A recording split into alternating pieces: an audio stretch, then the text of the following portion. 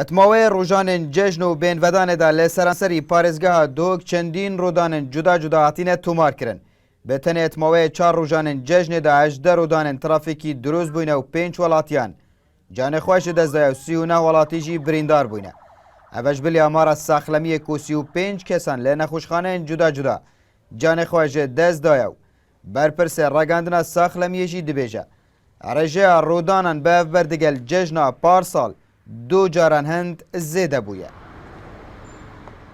پتریا او ریدان دلتازین و برینداربون و قربانی له هبوینه د اف سالا دل حفرجن بهم ودانه کو 11 ریدان بون 11 قربانی مهبون دوان ریدان دل جادا بردرش دیسان آکرجک 13 کس بریندار بون تیبینیا ما او بو سپاس به خود د وی جشنهانه پیروزا وان روجن بهم ودانه دا چه گشتیار و جن گشتاری چه ریدان هاتو چه دلتازین پیدا نبون اتناف کمپادا دزگید می ساخلمیت کاری دابون اتناف هزم پیشمرگی دام 22 تیم هبون کو خدمتوات کر بشوای کی بردوام بشوا برنگه کی گشتیم شیم بیجین اگرم براوردی بکن گل ججنا پارسال کو الویدمی 27 دانه تورن بله هبون وجاری بونه 63 دانه شیم بیجین دو جار کی زیده بون پراسی مخابنی و کو هم هیوی دارین خلک بیگری پرایت مایت هاتون شونه بگید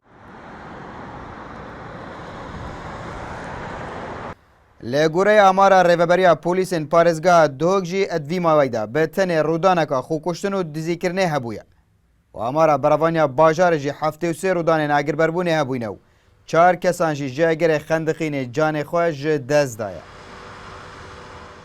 بەروێ پلانە هاتیە دانان و ژبەر هاریکاریە وڵاتیان سپاس بۆ خودێک و ئەف ساڵەدا ڕیدان گەلت کێم بووینە جihên گەشت و گوزاری ئەف جihên ku خەلکی قەس کرێ ji dervey parêzgehê û her sal nav parêzgehê planeka baş hat bû danan efser û polîs elwêrît amade bûn û şiyan rewşa van ciha şêwekî aram biparêz.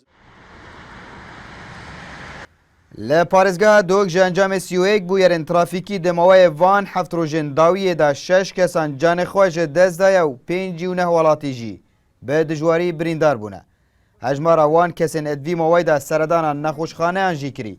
Petir ji 17,000 nexweşan bûne û 167 neştergerî jî hatîne encamdan û nêzî 700 zaroyan jî ji dayîk bûne.